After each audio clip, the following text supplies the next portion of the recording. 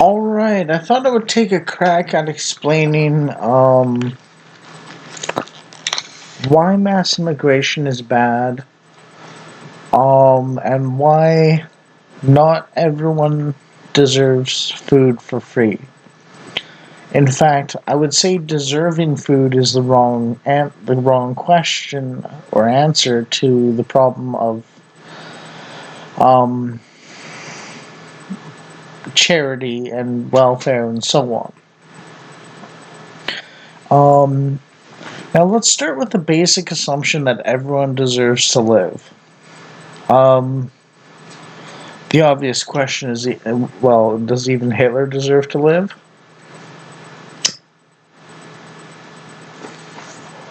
And if your answer is no, not Hitler, then you have to make an exception, and therefore it's not literally everyone. It's figuratively everyone, which means there are outliers. Now, what this means is when the conservatives are talking about things as is, like male and female, men have dicks, women have breasts, and so on, then they can also be talking figuratively. Uh, Now, they might deny the transsexuals' claims to being the opposite sex or opposite gender or whatever you want to call it, but that's not the same thing as denying that men don't always have dicks and women don't always have breasts. As long as the conservative acknowledges intersex people exist. Um, now, and I think there's like an XXY and there's like an XYY version each. Yeah. So a conservative can say they're figuratively speaking and they're not dishonest when they deny the transsexuals claims to be the opposite sex. And if they acknowledge intersexes exist, then they could be speaking figuratively um, when they say men have dicks and women have breasts, and so on. But they could be speaking literally as well in their conceptualization. Now, intersex does exist, but it's so rare that we're talking like a 99.999999999% literally true statement that women and men are equipped differently. And there's particulars to that. So technically, it's not literally true that women have dicks, or, oh my god, men have dicks and women have breasts. Because intersex exists, but it's close enough. You shouldn't be splitting hairs over it, basically. Quite literally. you know, it's, if you're chopping firewood or something to burn, and you're splitting hairs for kindling, you're doing it wrong, basically. Note that hairs can burn. Anyways, so we obviously all basically agree that some people shouldn't live, and some people should die, and some people should live. But we generally think majority of people deserve to live. That's most people's opinion. And again, even that we generally agree is a statement about the figurative we all agree. Now, categorically, I deny that transsexuals are the opposite sex. I think it's a typing error on behalf of the transsexuals and their supporters and allies. I don't think it's a I think it's objectively, categorically wrong to call transsexuals the opposite sex. Um, in all cases, unless you want to use the term honorary. But if Blair White, for instance, being an honorary um, trans woman, let's say, um, is honorary. It's sort of like a "you're not really, but we'll call you it anyways" kind of statement because we respect you.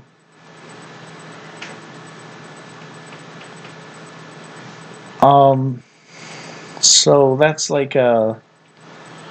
It's sort of like a you belong to our side of things kind of or our group of people or something like that. Now the thing is, if you state that food should be free, what you are stating is that no one should work for their own food. And that's literally the statement. Why isn't everything free?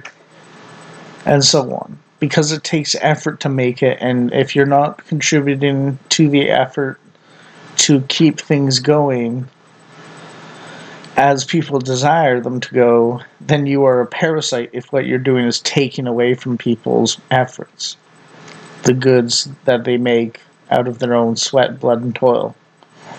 You're a parasite. Um, Now it depends on the exact sort of designation or whatever, but like if someone knows that like they're in the run for like doing all the work for someone else to get the gain and they're like willing to do it voluntarily themselves, then they're not necessarily the other person's not necessarily a parasite. Assuming they're not trying to convince the person to do so for no good reason. Like if your friends or family or fellow nation members or like, you know, the charities that talk about starving kids in Africa or something like that, the African kids themselves aren't the ones doing the asking, even internationally. Now, the NGOs themselves might be the parasites because they typically don't feed the African children that well for the money they're getting. That's part of the problem. And they're not generating the wealth themselves.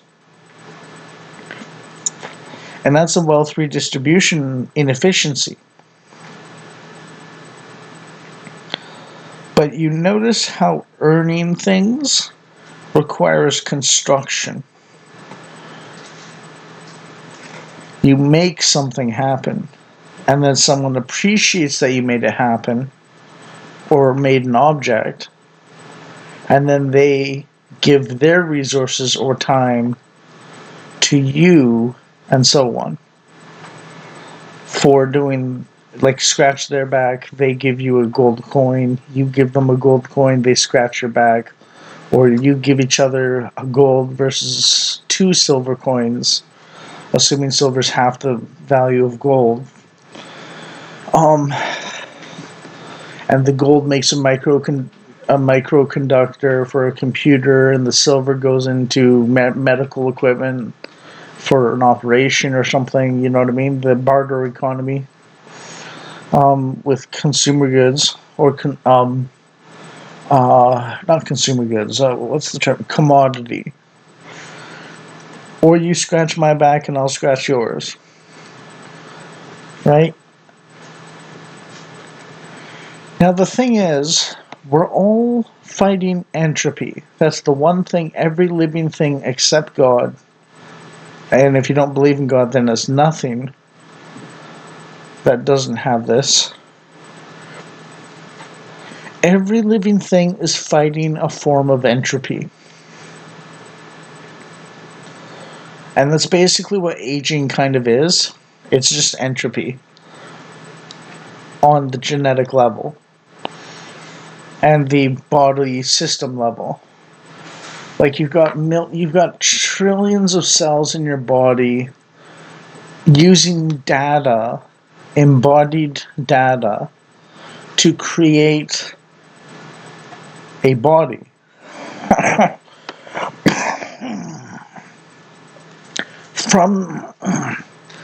from the resources available to each cell. The cells are constantly communicating and making things themselves, or destroying things that destroy the things that make the things of your body. So an immune system. The brain exists to guide the body as a whole's actions in the moment and think about the future as a form of meta, to make the efforts to gain resources effective and efficient, considering the time span you have to live. So what that means is, instead of trying to absorb water out of the air or something like a plant might sometimes, or out of the ground in your local area waiting on rain, you can walk from a puddle, and then walk 10 kilometers to the next puddle, even in the desert, like an oasis or something.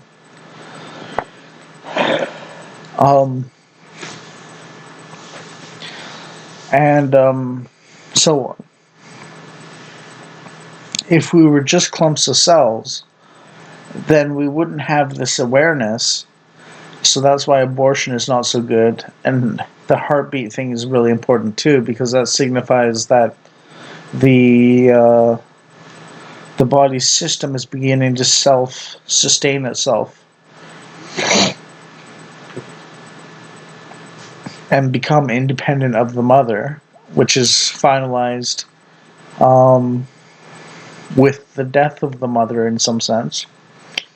Although with brains, memetics and mind viruses can exist, which is like memories, thoughts, and concepts, and so on, and patterns, and so on, that can live on after someone dies, and so on. But that's getting into the meta.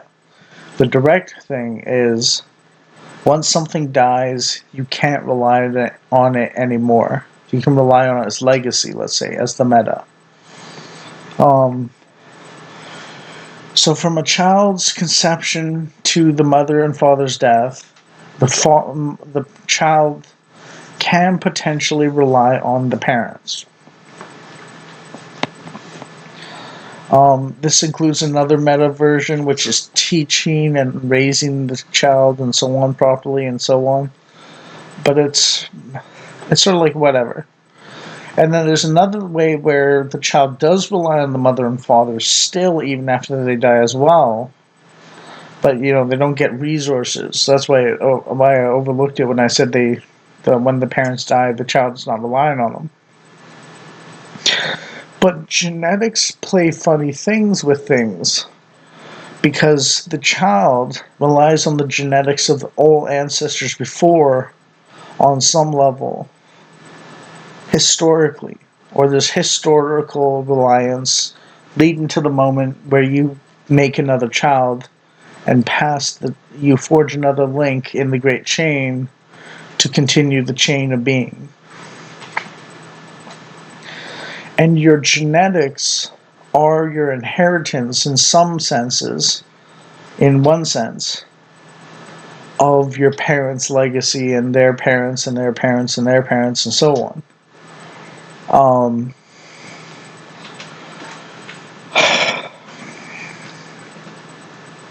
Now, as for the food thing, that everyone deserves food, we don't agree everyone deserves to live, So what if you starve people to death? Well, that's kind of nasty and so on. But the thing is, you're agreeing to kill someone anyways. But the question then is, do you want to do it painfully or as painlessly as possible? And then the thing is, we also have, in times of need, grandparents sometimes go off into the wilderness to starve to death or get eaten by a bear so that they're not a burden on the resources of a local community that is having trouble finding its meeting its own needs, basically. Okay. So one of the goals is, if you're going to kill someone, you generally don't want to do it painfully, you want to do it painlessly. Okay. But why would you want to kill someone in the first place? Is it a mercy kill? Or is it some sort of you hurt other people, I'll kill you kind of thing? Right? This is where conservative justice comes into play versus abortion. Right? The child wasn't hurting anyone necessarily, but the rapist was.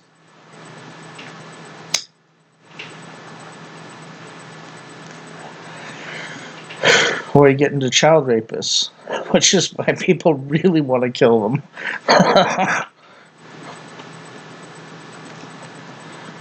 And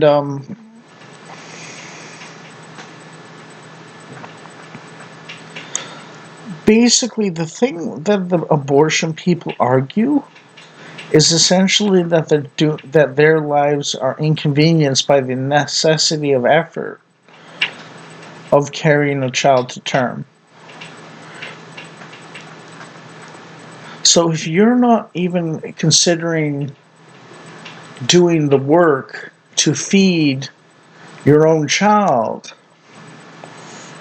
what makes you think anyone should do the work to feed you?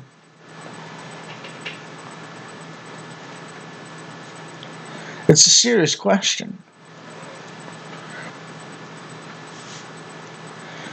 And then there's another angle to this, which is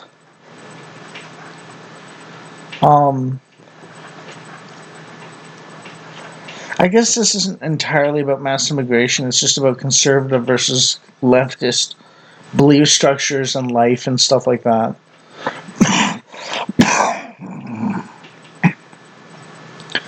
But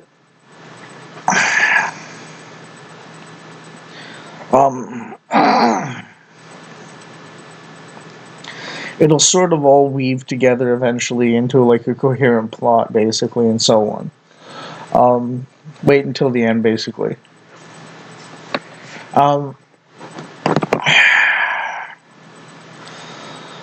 So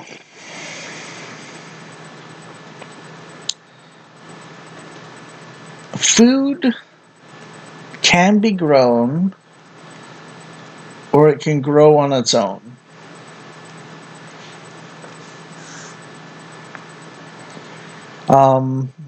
Animals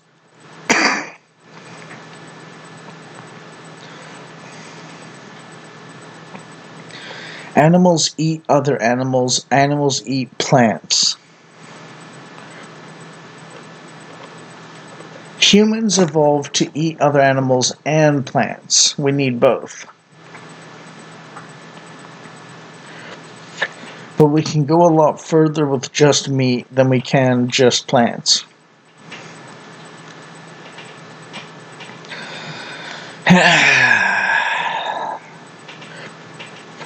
So veganism is right out.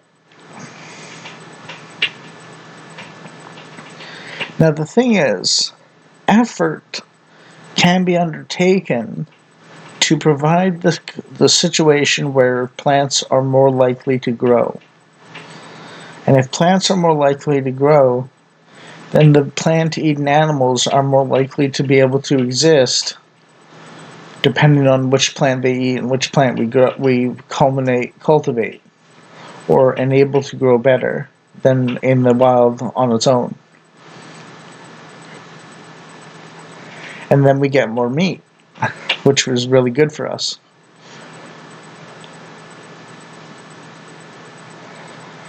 Now, if we didn't put in work or effort to make the plants better able to grow, then it will be it's practically like 1,000 to 1 difference between the actual growing and the farming growing. It's actually probably more than that, actually, by a long shot, actually. Like, if you don't want to put in effort to grow food, then if no one puts in effort to grow food, then like we're gonna be stuck being like cavemen again, in like little tribes, going around the world eating what we can find and not having enough most of the time. And that leads to wars and child sacrifice or abortion, or the elderly dying off, and so on. And it means for a lot of people they eat less good food and stuff like that too. And they get malnourished, and when they get sick, they're more likely to die yet again, on top of everything else. It's not just medicine, it's nutrition as well that matters for health. Big time. Nutrition is a big one. Now, overpopulation is a potential problem, but I think homeostasis is possible. And by that I mean, if you confine a people roughly, mostly, to an area, they will naturally grow in size when there's food enough to grow in size, and die off or not have children enough, so they shrink in size. But if you enable them to move into another place that other people use, then they can continue to eat, and they will continue to grow in size, and so on. Or they'll compete for the same resources, which automatically leads to war.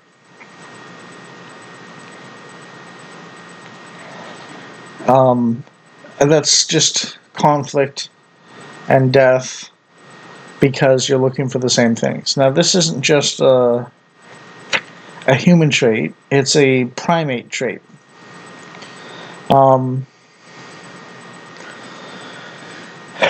Like crabs and lobsters will literally tear off each other's arms to compete for territory, for mating, and resources like food and stuff, which is what the lobsters use, basically.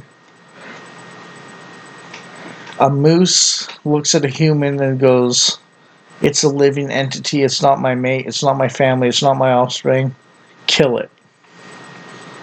Um,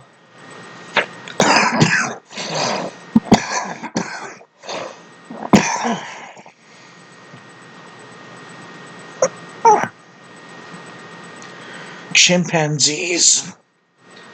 Chimpanzees, our closest living relatives, will form squads just to find opposing tribes of chimpanzees to tear apart and kill, and so on. Now, this can work for either protecting your children and women, or it can work for destroying the other males in another territory to gain access to their women and so on. Now, if you're using slavery like early humans, then you do it to gain access to their children as well as a form of slave.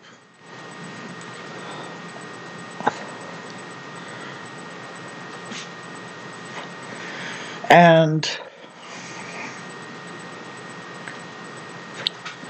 a slave can be a sex slave, and they can be children, by the way, which is one of the reasons why the UK and Canada and USA and the various places with mass immigration are very angry with the Muslims, because the Muslims treat children as sex slaves. Or it can be female women, adult women, who are sex slaves for the purposes of personal familial reproduction or just pleasure and so on. With the children, it's just a form of pleasure seeking by basically sadism or sadistic purposes and so on. It's not reproductive. Now, what this means is there is a constant entropy of civilizations. And basically, the properly ordered society requires the highest level of intellect, but also mutual cooperation and not intertribal, but intra-tribal, within the tribe, cooperation and benevolence and so on possible. And what this means is, and also what it requires is the most competent guidance of the civilization efforts and organization for maximum efficiency in decision to action processes or decisions that lead to the maximum efficiency and effectiveness of actions. So what this means is someone like Destiny, who likes to brag he's so high IQ, when he defends Muslim immigration, or Hindu immigration, or African immigration, or Arab immigration, the problem with that is he's defending people who are the result of inbreeding, which drastically lowers intelligence, to places that don't do inbreeding and therefore have significantly higher levels of intelligence and intercooperation because of the higher IQ that naturally leads itself towards increased cooperation. Because you can literally see the benefits of cooperating in a way, and so on. Now,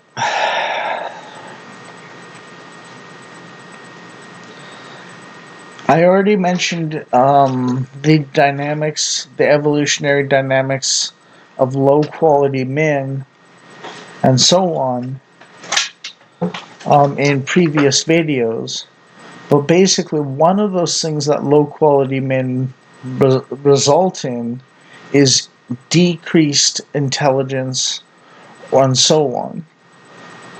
But it gets even worse, because even if you're genetically high intelligence, if you're a prideful person, you will never reach the full potential.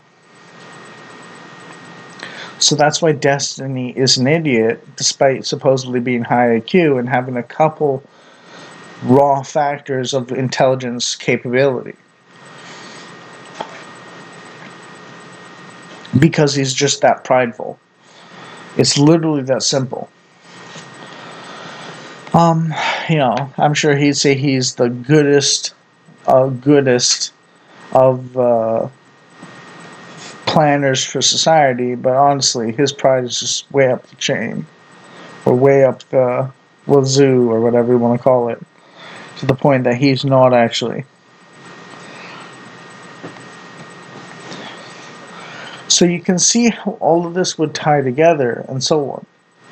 Now, the honest thing to do would be to contain and confine the low IQ inbreds into their own territories until their leaders stop them from inbreeding and their IQ naturally goes up through natural selection once more.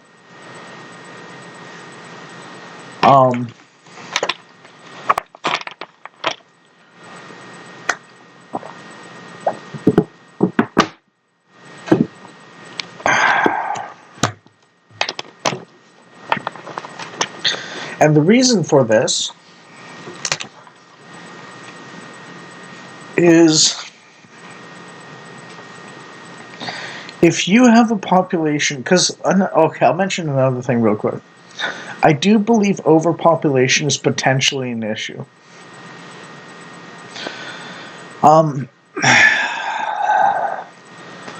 the answer to it is not to force a section of the world into bad economic situations unnaturally through over-distribution emphasis and not enough generation of wealth emphasis on the people, which is what socialism is, rather than capitalism being the engine.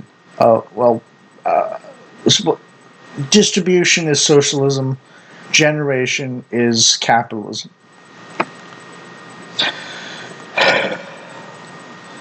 Now, I do agree that there's one thing that's true, which is growing food where it naturally is capable of growing well and transporting it to places that don't grow so well. And this could literally mean the rural farm as opposed to the urban grocery store, the city.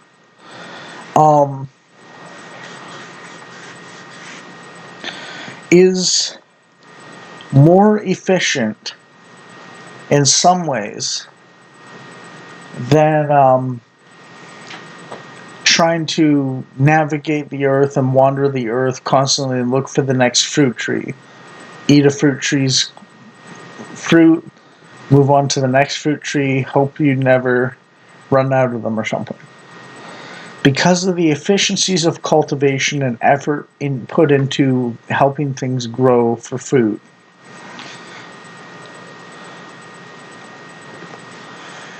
Now, if you take an entire system designed to feed, clothe, medicate as necessary, not nilly-willy, by the way, not obsessing about every little sniffle being a vaccine necessary thing. But if you take a system that is working well for its people, and then you constantly add new people to it, it's not just a matter of we don't have enough houses, okay, what about building houses? But it's also about a matter of eating into growing spaces for food. But it's also another thing on top of it where the newcomers don't mix with the old stock people. And they don't put in the effort to continue the collective existence and so on, which is what the chancers and the welfare immigrants are about.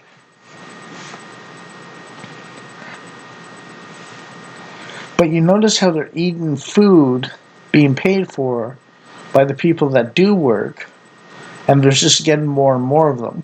So you get in a situation where locally the parasite population is devouring the resources of the working population.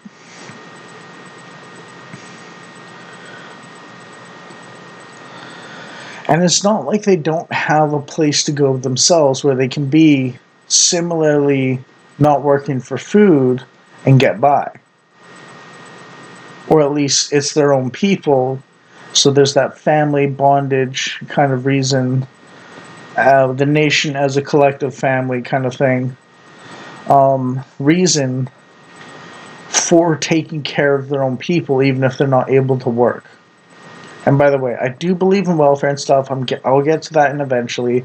But for the record, right now, I just want to call it a parasite population, very strict, like very loosely, to kind of emphasize the point about the taking resources versus contributing to the whole.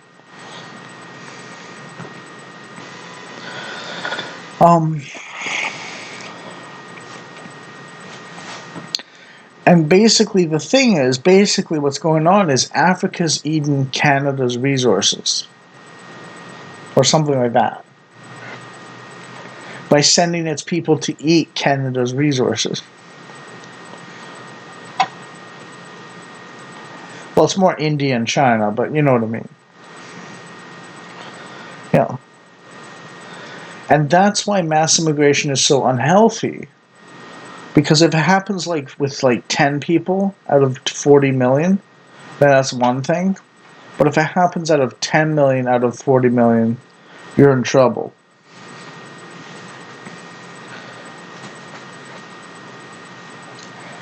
And basically, so much work these days is shuffling money around for no good reason. It's basically paper shuffling. Like you're shuffling papers for a job, basically, is your entire existence. You're not actually generating stuff. So it's not just the foreigners, it's the locals, the old stock, who's engaging in this distributive without generation of wealth element. And that's why the climate change green deals and not developing resource gathering enterprises is so dangerous and so on. Because if we were generating wealth, then maybe they could actually participate on a level they're capable of and actually get more money than welfare actually helping us. Yeah.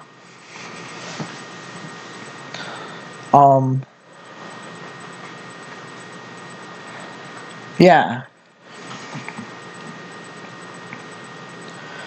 And basically what's going on, the problem is people from place A are moving to place B and having children. And they have children in place A as well. But the old people, the old stock, the first people of place B are not having children. So they're getting replaced.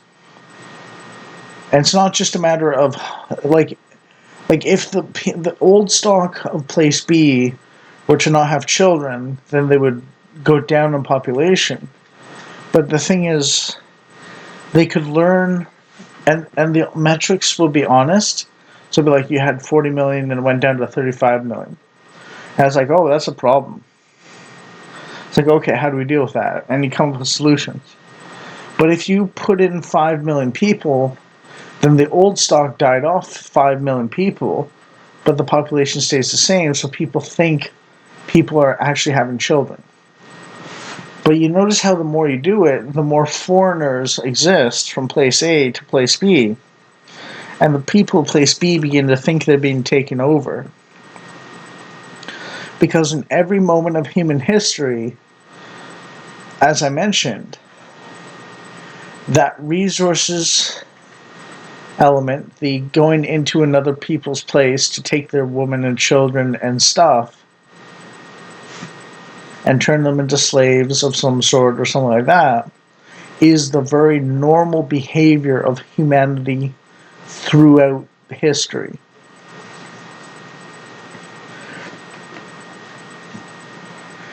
Now, um, it's only with modernity, and even then, the Nazis and Soviets were doing stuff like this, so it's not all modernity, that we've begun to move away from doing this sort of behavior. And Christianity was one of those ones that helped to get us that far.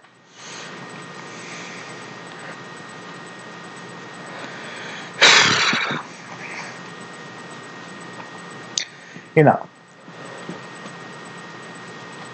So the thing is, at that point, overpopulation is not being solved because people A are breeding in people A's place and people B's place while people B die off. But the populations are still growing in both places now. So instead of a homeostatic sort of we hit our top population and we're going to go down a bit for now, but we're going to kind of go back up a little bit later, a little bit, and kind of up and down, kind of like an ocean wave, right? The ocean's pretty deep, but there's like waves on the top that go up and down a little bit in height in between waves.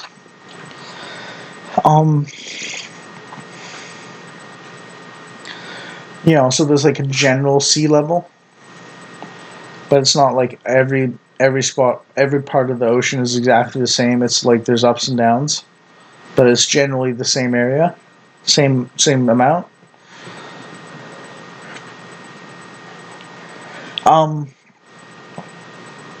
So instead of that happening, you're basically driving all the overpopulation problems onto people B's place, and you're letting people A's place also do the same. Increasingly, because people A are overbreeding, and instead of taking the consequences of their own actions, they're offloading themselves to other people's problems.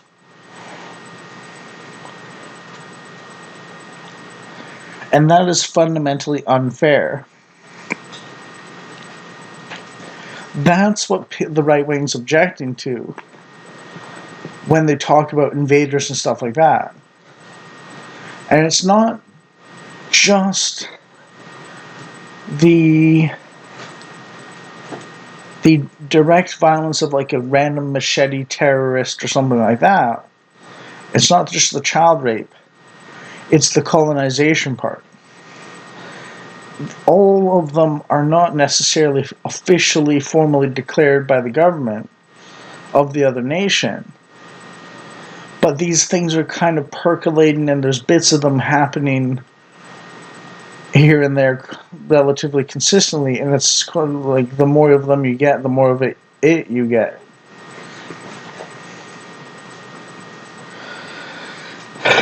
So it's not a literal army in the usual sense. It's more like a guerrilla force kind of doing it. And the thing is, this isn't like totally unheard of, because ISIS literally called the Muslim world to mass immigrate to Europe and North America as a form of jihad, which is holy war, to take over the world by making it all Muslim.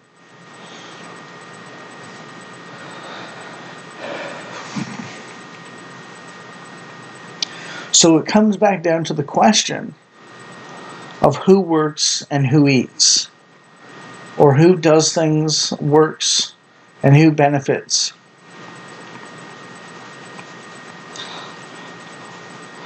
And the thing is,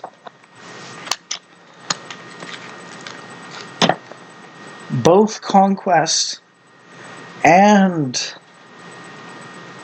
monopolies existed before.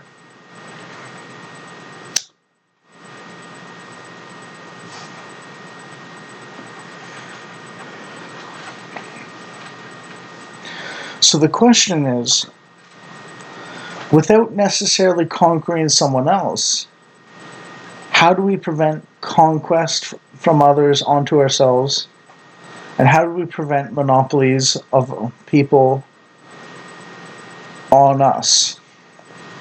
And then we'll let them handle, the other countries handle their own version of those two questions. If we refrain from conquering, then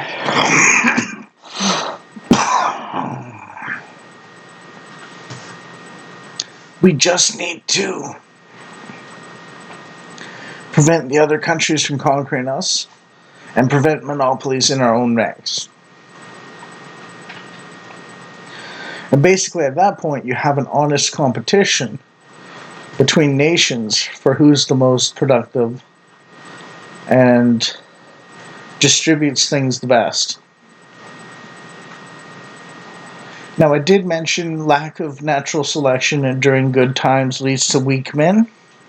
So there's a certain degree of understanding that the stupid, prideful, genetic dead ends might bring about the lack of efficiency and effectiveness of a society internally. But like I said, if you think it's bad with people internal to the West today, wait until you get inbred morons who the chimpanzees are smarter than, technically, from Africa, Arabia, Pakistan, and India.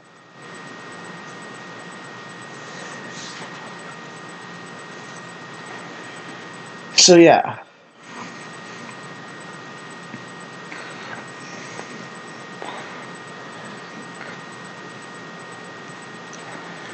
It just can, like, the thing I'm trying to explain is like basics of like civilization and why capitalism works, and like why we have borders and boundaries and we don't want other countries invading us and so on, or colonizing us.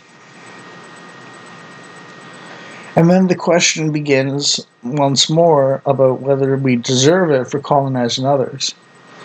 But the thing is, history is like every single existing country or peoples on this earth at some point conquered or colonized or genocided to take over the land another people. And it's not just like races of humans, it's like species of the humanoid. Like, you look at what happened to the Neanderthals from Cro-Magnon, or you look at Australopithecus, or you look at Homo erectus, or these offshoots of humanity. And you see the same pattern emerging over and over again. And then you look at Donald Trump bombing Iran, and you look at the U.S. Yeah, I mean, someone even pointed out that even the left is kind of staying a little bit silent on the whole bombing Iran thing because they love seeing their own country kick someone's ass. It's not totally true, but at the same time, there's an element of it. And, like, it's like, okay. And you do see certain conservatives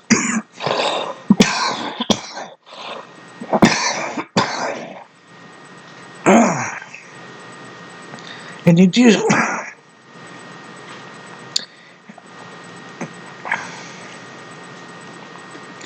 and you do see conservatives going against it.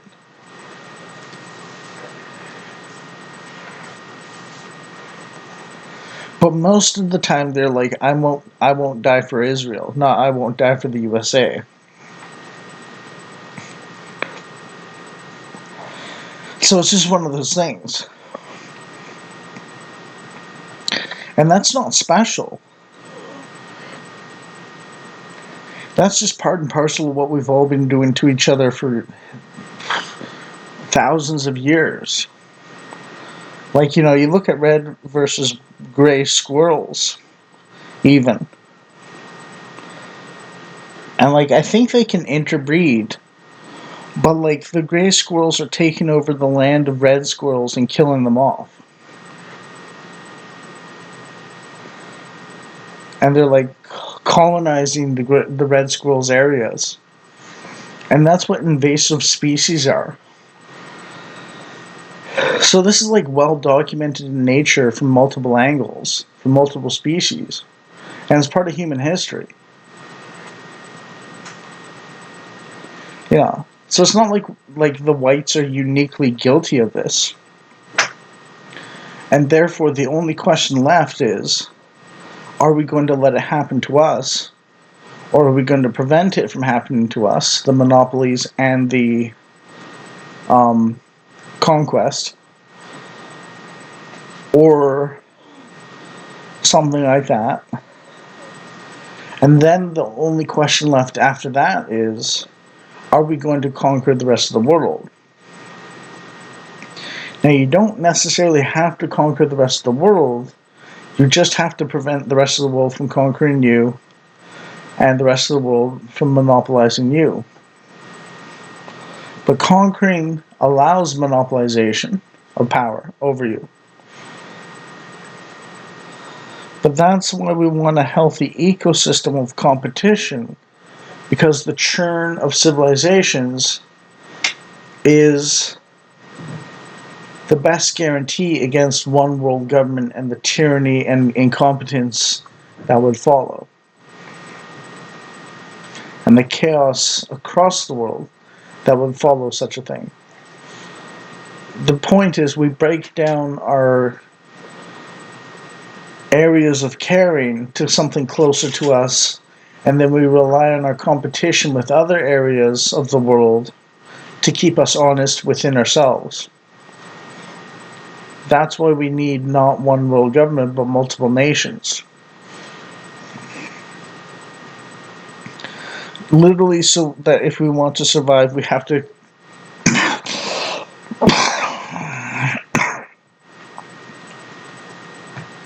we're not going to behave well unless the only way we survive is if we cooperate with the people around us. And the thing is, because of bleeding hearts, we've made it so people don't have to work to eat. Now, I don't have a problem with that internally to our own people, our own race, our own country, our own nation, our own ethnos. But I don't want to feed Africa. I want to feed myself. And it all comes down back to the whole thing of, will you work so someone else can eat all your food? And the answer is, if no, don't expect someone else to. It's that simple.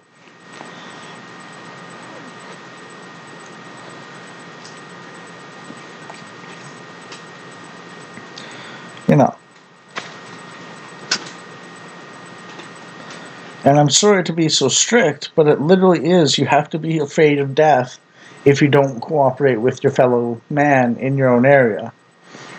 But notice how afraid of death does not mean someone's going to kill you necessarily from inside the group. It's that someone's going to kill you from outside the group. And the thing is, I do believe we've hit a point where we can afford to be generous with our weaker people a little bit. To give them something that's decently good so they can technically survive until old age hits them. And maybe they have one child. Because that's the thing. I believe even disabled people should generally be able to have like one child between a couple. A stable couple that remains married for life. And the reason for that is because, like that homeostasis thing I mentioned, If two people have one child and they only have one child, then their genetics goes down from that particular parent's group. But they at least get to have the joy of having a child and some of their genetics passing on. And if you do this enough iterations, then you'll weed out the really bad genetics, and the good genetics will have more kids. And what this means is the really bad single genes, because I think you have about 26 of them or something in each person, the really bad single genes will just by like the chance that they don't pass on, will be weeded out naturally without anyone forcing anyone to do eugenics or something. And what that means is that the competency of people will go back up after having a bit of hard times.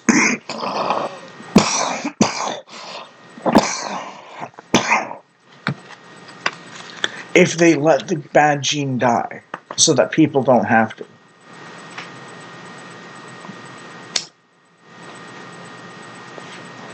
And you don't need Frankenstein science or genetic modification. You just have like one child if you're disabled.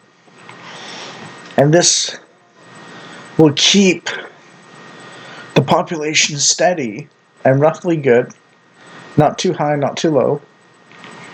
And it'll weed out the absolutely terrible genes that lead to bad outcomes.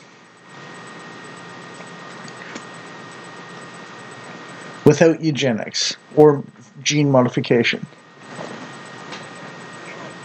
Just pure natural selection of, if you're disabled and cannot work, and you meet another disabled person who cannot work, you have one child. And if you're so retarded that you can't even find a mate, then you don't have any children. But at least you get to live comfortably. And you can modulate disability to the point where two people who are disabled can afford one child. Because the housing market's stable. The housing prices are stable. So, yeah. And therefore the housing costs are stable. Which is honestly like 2/3 of one's budget sometimes. You know. And my secret is I'm actually disabled. I'm actually like autistic, schizophrenic, and like so on. So I am basically one of those parasites. But where I can work, I try to offset it.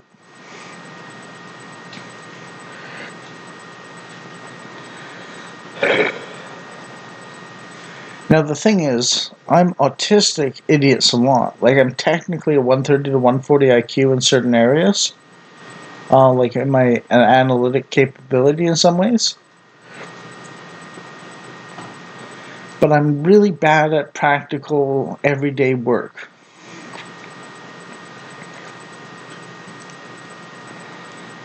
But the thing is, despite being able to figure this stuff out, no one seems to respect me for the most part. Maybe one or two people do. But no one respects my ability to figure this stuff out and so on. Now this whole video is not 130 to 140 IQ inherently. But I thought maybe I would run down the basics of the arguments and so on and why this stuff happens the way it does and so on. And basically, long story short is, I think conservatives have the right approach to all of this stuff. Because if you ignore the problems that conservatives bring up, you force the bad outcomes that they were warning against. And if you blame them for the things you forced to happen, then you're evil.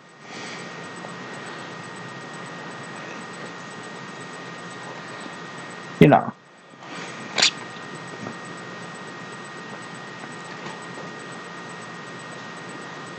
And the thing is, if you don't believe in God, then paradise is impossible.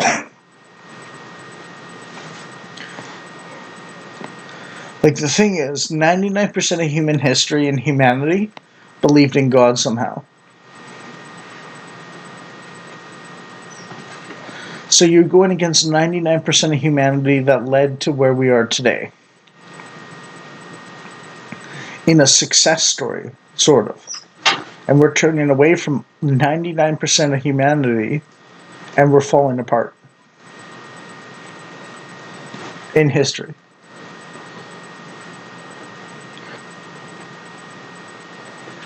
And the conservatives are the ones that say let someone suffer the consequences of their own actions. Don't save someone who refuses to be saved. That's all they're saying. And punish those who hurt others. But you notice how the conservatives would also say the punishment fits the crime? And the only thing they're, like, there's a few things that they're really serious on, but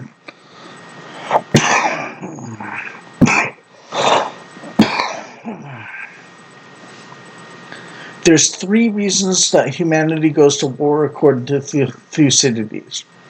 Fear, honor, self-interest. How do I correlate these? Fear, death, murder, honor, insult, rape, self-interest, stealing, trading, or taking. Like resource gathering, potentially, so it's not like stealing. So unless you're saying we steal from God or steal from the earth, then property is not a crime. Stealing is.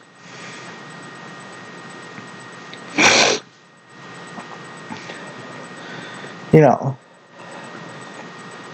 And the thing is, even if property were a social construct,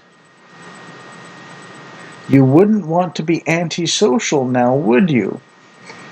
Would you? Think about it. Civilization. Civilization. Civics. Social. Proper. T. What belongs to you from the earth. And that's why people talk about space exploration as solving overpopulation and the various problems of it and so on. So the left is not compassionate or caring for saying share your small country with the world.